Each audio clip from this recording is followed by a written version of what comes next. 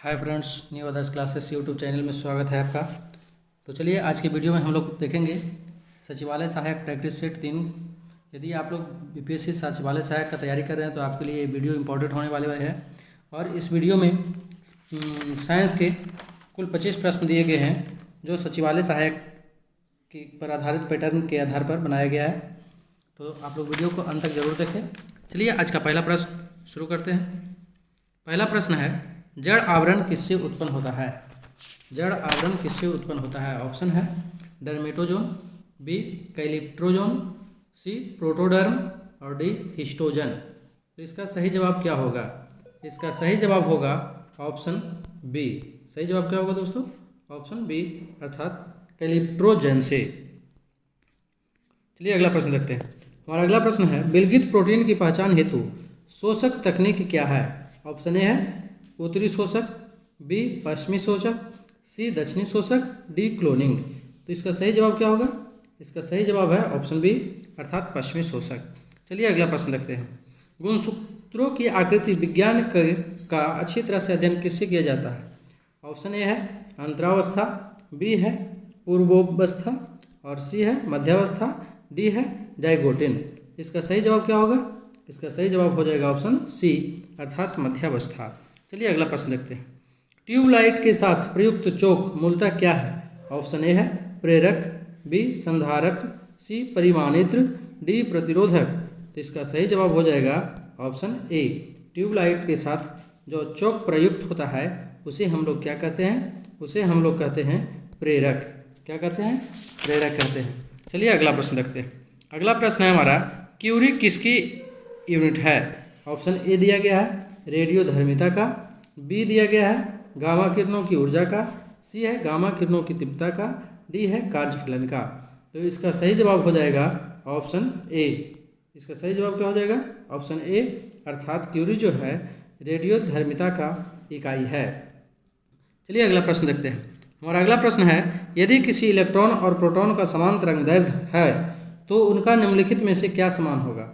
Option A है वेग, B रैखिक संवेग, सी कोणीय संवेग और डी ऊर्जा। तो इसका सही जवाब होगा ऑप्शन बी अर्थात रैखिक संवेग। चलिए अगला प्रश्न देखते हैं। हमारा अगला प्रश्न है, 1 माइक्रोन लंबाई प्रदर्शित करता है। तो 1 माइक्रोन लंबाई प्रदर्शित करता है। कितना लंबाई प्रदर्शित करता है दोस्तों? तो 1 माइक्रोन बराबर होता है ना, 1 माइक्रोन बराबर कितना होता है? 10⁻⁻6 मीटर होता है। 1 माइक्रोन का मान कितना होता है? 10⁻⁻6 मीटर। इसमें दोस्तों सेंटीमीटर और मिलीमीटर में दिया गया है, तो इसको हम लोग सही जवाब करेंगे सेंटीमीटर में बदलेंगे तो ये हो जाएगा 10⁻⁻4 cm। इस प्रकार इसका सही जवाब क्या हो जाएगा? Option B.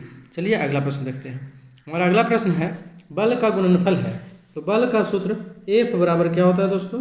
बल को हम लोग किस चीज़ से डिनोट करते हैं? बल को हम लोग फोर्स F से डिनोट करते हैं। F बराबर क्या होता है? m इंटू ए, जहाँ m क्या मतलब हो गया मास और a का मतलब हो गया एक्सेलरेशन, अर्थात द्रव मास का मतलब हो गया क्या दोस्तों? द्रव्यमान। मास का मतलब क्या हो गया? द्रव्यमान। और a का मतलब क्या हो जाएगा? त्वरण। तो इसलिए बल किसका गुणनफल है? तो द्रव्यमान और त्वरण का गुणनफल है। इस प्रकार हमारा सही जवाब क्या हो जाएगा? Option B. चलिए अगला प्रश्न देखते हैं। हमारा अगला प्रश्न है, एक भारहीन गुब्बारे में 200 ग्राम जल भरा गया है, इसका जल में भार होगा। तो इसका जल में भार क्या होगा? ऑप्शन ए दिया गया है 0, बी 100 ग्राम, सी 200 ग्राम, डी 400 ग्राम। तो इसका सही जवाब होगा ऑप्शन ए। अगला प्रश्न हो जाएगा, खगोलीय दूरदर्शी से बना प्रतिबिंब होता है। ऑप्शन ए है काल्पनिक और छोटा, बी है काल्पनिक और बड़ा, सी है वास्तविक और छोटा, डी है वास्तविक और बड़ा। तो दोस्तों खगोलीय दूरबीन का से जो बना प्रतिबिंब होता है वो कैसा होता है? तो वो होता है काल्पनिक होता है, आभासी होता है ना, और बड़ा होता है। तो काल्पनिक और बड़ा होता है, और जब प्रतिबिंब काल्पनिक बनता है तो वो सीधा होता है ना। तो और बताएं आप लोग कि खगोलीय जो दूरदर्शी है उसका आविष्कार किसने किया है? खगोलीय दूरदर्शी का आविष्कार किसने किया था? यानी दूरदर्शी कहने का मतलब हो गया दूरबीन।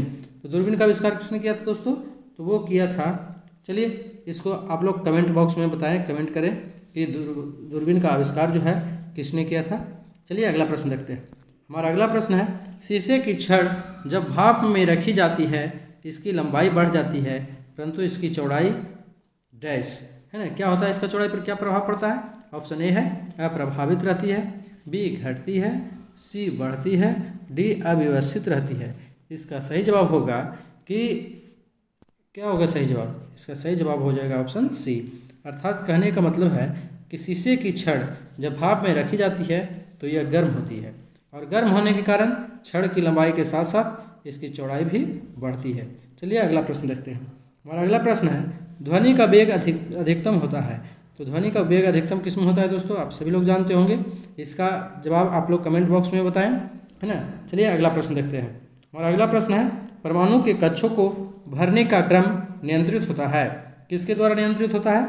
ऑप्शन ए है ऑफ वायु सिद्धांत द्वारा, बी है हाइजेनबर्ग के अनिश्चितता के सिद्धांत द्वारा, सी है हुंड के नियम द्वारा, डी है पाउली के उपवर्जन सिद्धांत के द्वारा। तो सही जवाब क्या होगा दोस्तों? इसका सही जवाब हो जाएगा ऑप्शन ए, है ना। परमाणु को कक्षों को भरने का जो क्रम नियंत्रित होता है वो होता है ऑफ वायु सिद्धांत द्वारा। चलिए अगला प्रश्न देखते हैं। हमारा अगला प्रश्न है, एल्यूमिनियम धातु को प्राप्त किया जाता है। किससे प्राप्त किया जाता है? 4 ऑप्शन दिया गया है। ऑप्शन ए है पिंच ब्लेंड, बी है ग्रेफाइट से, सी है बॉक्साइट से और डी है अर्जेंटाइट से। तो इसका सही जवाब क्या होगा? तो हम बारी बारी से सभी देखते हैं। सबसे पहले हम लोग देखते हैं एल्यूमिनियम धातु का निष्कर्षण प्रश्न में पूछा गया है कि एल्यूमिनियम धातु किससे प्राप्त किया जाता है, किससे निष्कर्षण इसका होता है? तो वो होता है दोस्तों बॉक्साइट से, है ना। और बॉक्साइट से एल्यूमिनियम का निष्कर्षण होता है, इसलिए हमारा सही जवाब क्या होगा? सी। अब परंतु हमको बारी बारी से सभी ऑप्शन को इसमें देखते हैं। पहला ऑप्शन है पिंच ब्लेंड। तो पिंच ब्लेड से किसका निष्कर्षण होता है? पिंच ब्लेड से होता है यूरेनियम का। किसका निष्कर्षण होता है? यूरेनियम का। पिंच ब्लेड से किसका निष्कर्षण होता है? यूरेनियम का। कार्बन से आप सभी लोग जानते होंगे, ग्रेफाइट से किसका उत्सर्जन होता है? तो वो कार्बन प्राप्त होता है ग्रेफाइट से। तीसरा बॉक्साइट से एल्यूमिनियम आपका हो ही गया। और चौथा है अर्जेंटाइट। तो अर्जेंटाइट से क्या चीज़ प्राप्त होता है दोस्तों? अर्जेंटाइट से चांदी प्राप्त होता है। क्या प्राप्त होता है? चांदी। चलिए अगला प्रश्न देखते हैं। और अगला प्रश्न है, निम्नलिखित में से कौन सा तत्व जर्मन सिल्वर में उपस्थित नहीं होता है? तो दोस्तों सबसे पहले हम जानेंगे कि जर्मन सिल्वर में कौन कौन से तत्व उपस्थित रहते हैं। तो जर्मन सिल्वर जो है दोस्तों, ये जर्मन सिल्वर जो है कि इससे किन किन तत्वों के मिलने से बना है वो हम लोग पहले देखते हैं। तो जर्मन सिल्वर जो है 3 तत्वों के मिलने से बनता है। कौन कौन है? तांबा, पहला हो गया तांबा, ठीक। दूसरा क्या है? तांबा, जस्ता और निकेल। तांबा, जस्ता और निकेल है ना। जर्मन सिल्वर जो है तांबा, जस्ता और निकेल का मिश्रण है ना। तांबा, जस्ता और निकेल को मिलाने से जर्मन सिल्वर बना है। तो तांबा हो गया, जस्ता हो गया, निकेल हो गया। तो इसमें जो प्रश्न है कि कौन सा तत्व जर्मन सिल्वर में उपस्थित नहीं होता है, तो इसका सही जवाब क्या हो जाएगा दोस्तों? इसका सही जवाब हो जाएगा ऑप्शन बी, अर्थात एल्यूमिनियम जो है उपस्थित नहीं होता है जर्मन सिल्वर में। जर्मन सिल्वर में कौन कौन सा तत्व उपस्थित होता है? तांबा, जस्ता और निकेल। चलिए अगला प्रश्न देखते हैं। एक तत्व एक्स के बाह्यतम कक्षा में 4 इलेक्ट्रॉन है। हाइड्रोजन के साथ इसके यौगिकों का कौन सा सूत्र होगा? तो दोस्तों हम जानते हैं कि एक तत्व है एक्स, इसके साथ हाइड्रोजन के साथ इसके यौगिक का कौन सा सूत्र होगा? और बाह्यतम कक्षा में जो है 4 इलेक्ट्रॉन है। चूँकि हाइड्रोजन के तत्व एक्स के बाह्यतम कक्षा में 4 इलेक्ट्रॉन है ना, और हाइड्रोजन के साथ ये यौगिक बनाता है। तो इसके हम जानते हैं कि हाइड्रोजन का परमाणु संख्या कितना है? 1 है। और इसके बाह्यतम कक्षा में कितने इलेक्ट्रॉन रहते हैं?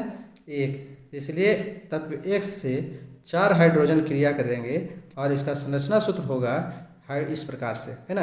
इस प्रकार इसका सही जवाब हो जाएगा दोस्तों ऑप्शन डी, अर्थात XH4। चलिए अगला प्रश्न देखते हैं। हमारा अगला प्रश्न है, बेकिंग सोडा है। बेकिंग सोडा क्या है दोस्तों? तो बेकिंग सोडा जो है इसमें रासायनिक सूत्र पूछा गया है कि बेकिंग सोडा का रासायनिक सूत्र क्या है। ऑप्शन ए है Na2CO3, बी है NaHCO3 × 6H2O, सी है NaHCO3 और डी है NaCO3 × 10H2O। तो इसका सही जवाब क्या हो जाएगा? इसका सही जवाब जो है होगा आपको NaHCO3। चलिए अगला प्रश्न देखते हैं। हमारा अगला प्रश्न है, बहुलक जो विशेषतः बर्तनों पर न चिपकने वाली सतह के रूप में प्रयुक्त होता है। ऑप्शन ए है पॉलीविनाइल क्लोराइड, बी है टेफ्लॉन, सी है पॉलीस्टायरीन और डी है पॉलीप्रोपाइलीन। इसका सही जवाब क्या होगा दोस्तों, आप लोग कमेंट बॉक्स में बताएं। बर्तनों पर न चिपकने वाली सतह के रूप में जो प्रयुक्त होता है, इसका जवाब सही जवाब क्या होगा। तो चलो दोस्तों, इसको जवाब मैं बता दे रहा हूँ। इसका सही जवाब होगा ऑप्शन बी, अर्थात टेफ्लॉन। चलिए अगला प्रश्न देखते हैं। लेक्सिकोग्राफी का संबंध है। लेक्सिकोग्राफी का संबंध किससे है? इसका सही जवाब क्या हो जाएगा? ऑप्शन ए दिया गया है मानव शरीर की संरचना से, बी शब्दकोश के संयोजन से, सी गुप्त लिखावट से, डी चित्र और मॉडल के द्वारा पढ़ाने से। तो इसका सही जवाब होगा ऑप्शन बी, अर्थात शब्दकोश के संयोजन से। चलिए अगला प्रश्न देखते हैं। हमारा अगला प्रश्न है, टीक और माइट वास्तव में होते हैं, क्या होते हैं? ऑप्शन ए है मकड़ी बंसी, बी है क्रिस्टेशियाई, डी सी है कीट और डी है बहुपाद। तो इसका सही जवाब होगा ऑप्शन ए, अर्थात मकड़ी बंसी। चलिए अगला प्रश्न देखते हैं। अगला प्रश्न है, जीनोम चित्रण का संबंध है। जीनोम मैपिंग का संबंध है किससे है? ऑप्शन ए दिया गया है रक्त वर्गीकरण से, बी जीन्स का चित्रण से, सी स्नायु केंद्रों का चित्रण से, डी मस्तिष्क का चित्रण से। तो इसका सही जवाब जो होगा दोस्तों वो है ऑप्शन बी, जीन्स का चित्रण से होगा। चलिए अगला प्रश्न देखते हैं। हमारा अगला प्रश्न है, शरीर का तापमान नियंत्रित करता है। ऑप्शन ए है मेडुला, बी है थैलेमस, सी है हाइपोथैलेमस, डी है सेरेबेलम। तो शरीर का तापमान कौन नियंत्रित करता है? तो वो करता है हाइपोथैलेमस। इसलिए इसका सही जवाब क्या होगा? ऑप्शन सी हो जाएगा। और ये कहाँ उपस्थित रहता है दोस्तों? हाइपोथैलेमस जो है कहाँ उपस्थित रहता है? तो ये पिट्यूटरी ग्रंथि के पास उपस्थित रहता है। पिट्यूटरी ग्रंथि के पास उपस्थित रहता है। चलिए अगला प्रश्न देखते हैं। हमारा अगला प्रश्न है, जब ब्रिक कार्य करना बंद कर देता है तो निम्न में से कौन सा पदार्थ जमा होता है?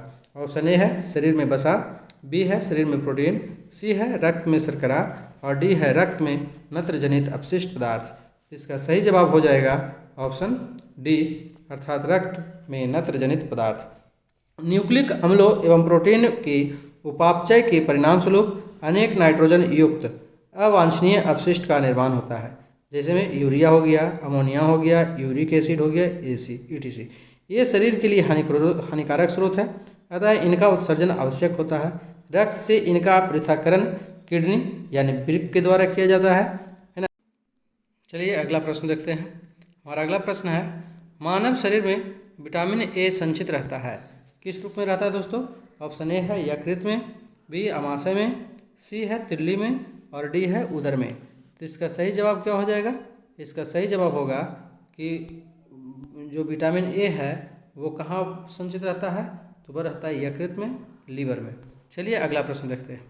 हमारा अगला प्रश्न है, एल्फा केराटिन एक प्रोटीन है, कौन सा प्रोटीन है? ए जो कि रक्त में उपस्थित रहता है, बी त्वचा में उपस्थित रहता है, सी ऊन में उपस्थित है और डी अंडों में उपस्थित है। तो एल्फा केराटिन जो एक प्रोटीन है कहाँ उपस्थित होता है? इसका सही जवाब हो जाएगा ऑप्शन बी। क्या हो जाएगा? ऑप्शन बी, अर्थात ये जो है त्वचा में उपस्थित रहता है। और त्वचा में कहाँ उपस्थित रहता है? तो इसका सही जवाब होगा दोस्तों सिर के त्वचा में हो। कहाँ? सिर के त्वचा में उपस्थित रहता है। और यह हमारे बालों को अंदर और बाहर दोनों तरफ से क्या करता है? सुरक्षा प्रदान करता है और इसे स्वस्थ रखता है। चलिए आज की वीडियो में बस इतना ही। वीडियो देखने के लिए धन्यवाद।